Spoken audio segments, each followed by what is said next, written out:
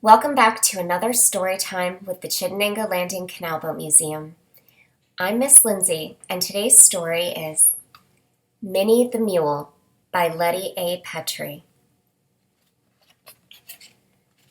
Minnie the Mule and the Erie Canal.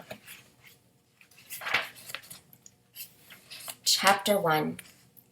The Adventure Begins.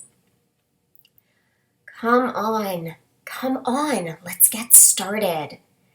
Minnie pawed the ground restlessly and butted Sarah's blonde braids gently. Sarah giggled as she stroked Minnie's gray muzzle. I know you want to get going, Minnie, but Pa has to get everything on board first. See?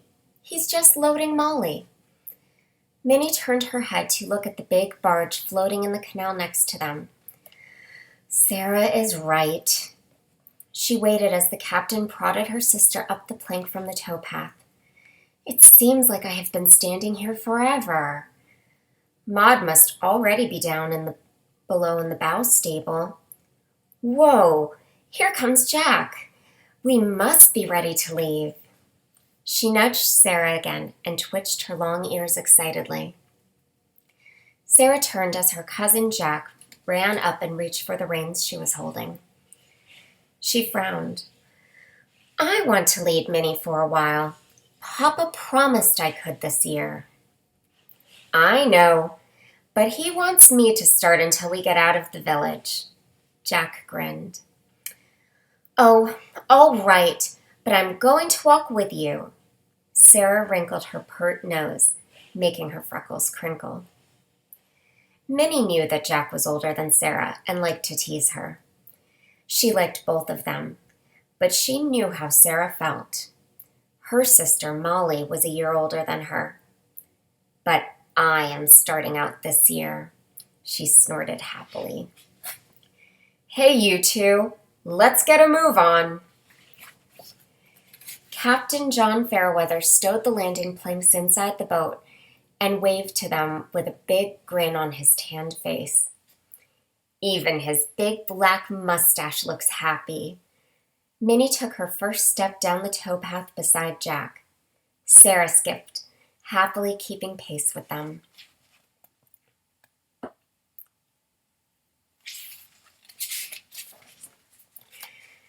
How far will we get today, do you think, Jack? Minnie leaned down so that she could hear his answer. She would like to know that, too. She could feel the barge pulling against the long lines leading from her harness, back to the hooks that tied her to the boat. I remember the first time I saw that barge, she mused as she stepped daintily along the gravel path. I thought I would never be able to pull it, but look at me now. Her ears twitched happily and her long tasseled tail swung back and forth with happy abandon.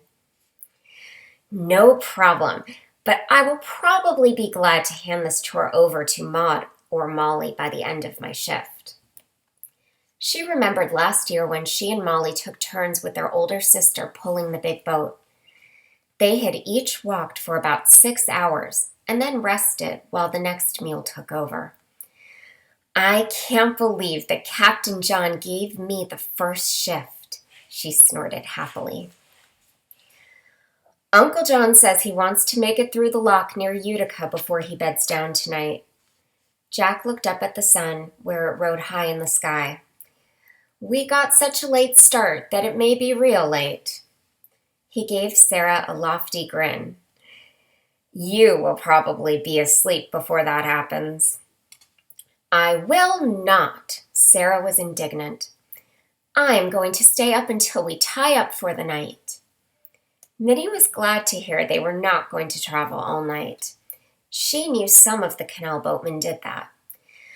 I sleep much better when we are not moving.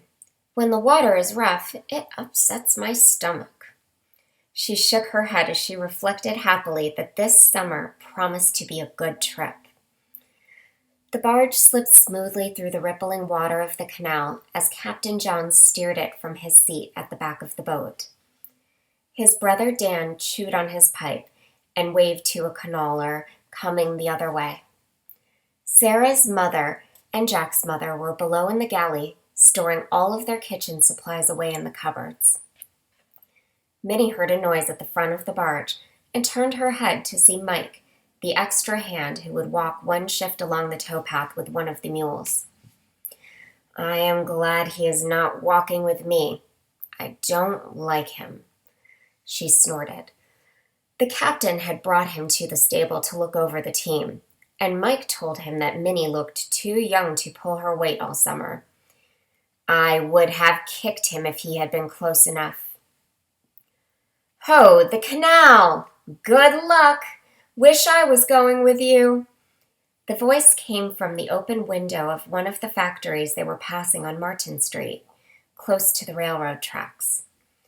The banks of the canal were lined with steel and copper mills, and the workers waved from the windows that were open to catch the afternoon breeze. Sarah reached up to pat Minnie excitedly. "We are really on our way. I can hardly believe it." Chapter 2. Ghost Out Tonight.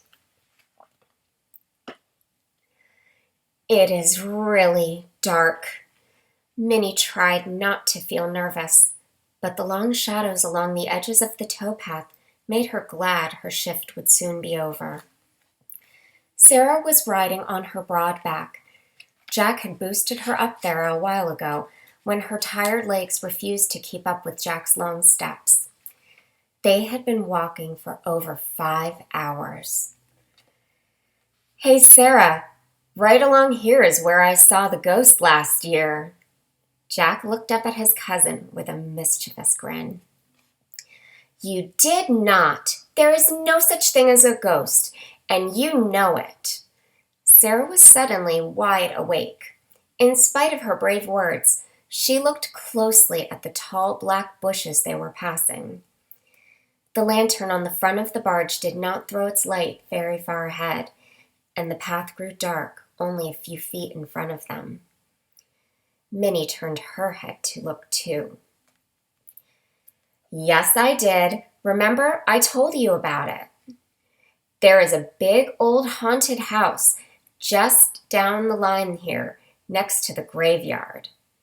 Jack pointed ahead as the towpath curved around a bend in the canal. "See, there is the cemetery." Sarah and Minnie drew shaky breaths as they followed his finger to where he was pointing. The moon was almost full, and its light shone eerily on a small cemetery with skinny old stones leaning crookedly in the soil around them. A picket fence closed in the headstones, and a sudden draft of wind made the old gate creak. Sarah jumped, and Minnie stopped, pulling back on Jack's hold on her reins. "Come on, Minnie," he coaxed. "I won't let the ghost get you. Besides, I heard ghosts only like girls." Before Sarah could answer him, a big house came into view.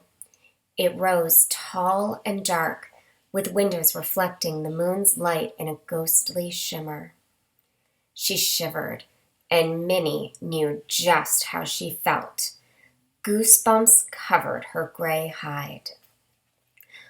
"Oh, it is only an old abandoned house."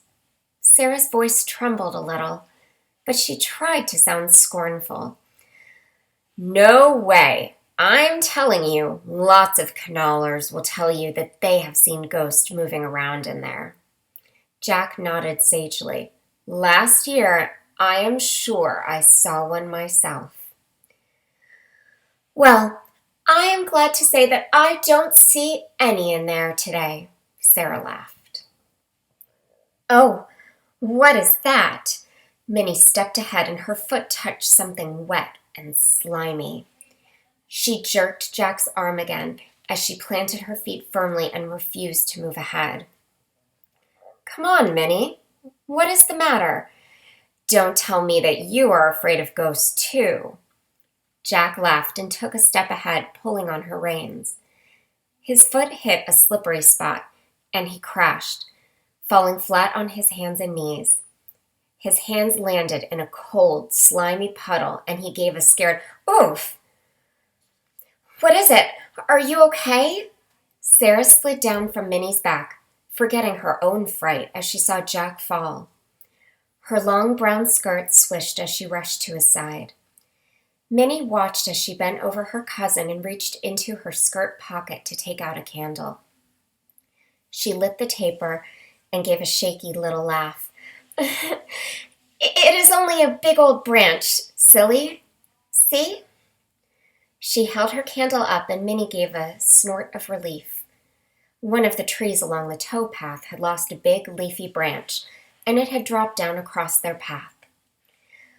"Oh, yeah, I see." Jack got slowly to his feet and handed Minnie's reins to Sarah. "Here, you hold Minnie and I will move it out of the way." His voice was sheepish. "What is going on down there? Why aren't we moving?" Captain John called to them. Turning her head, Minnie could see Captain Dan peering over the rails of the barge, where it floated just behind them. Just a branch on the path," Jack called back. "I will move it in just a minute." "We will be down to help," his father called. Captain John steered the barge to the side of the canal. It was just a short time before the two men were beside them, and it took only a few minutes to drag the big branch away from the towpath. "I am glad to see you didn't panic," Captain John smiled at them. "If you had not kept a level head, someone could have gone into the canal." "Or been caught by the ghost that lives in the haunted house." Sarah laughed, fully recovered now from her scare. Her father chuckled. "Jack's been telling ghost stories again, has he?" He looked at the old house behind them. "Someday, I will have to tell you some of the tales I heard as a boy when my father sailed this canal." He laughed. "As long as we have stopped, I think it is time to change shifts. Sarah, run back to the barge and tell Mike to get Maud out of the bow stable while I unharness Minnie."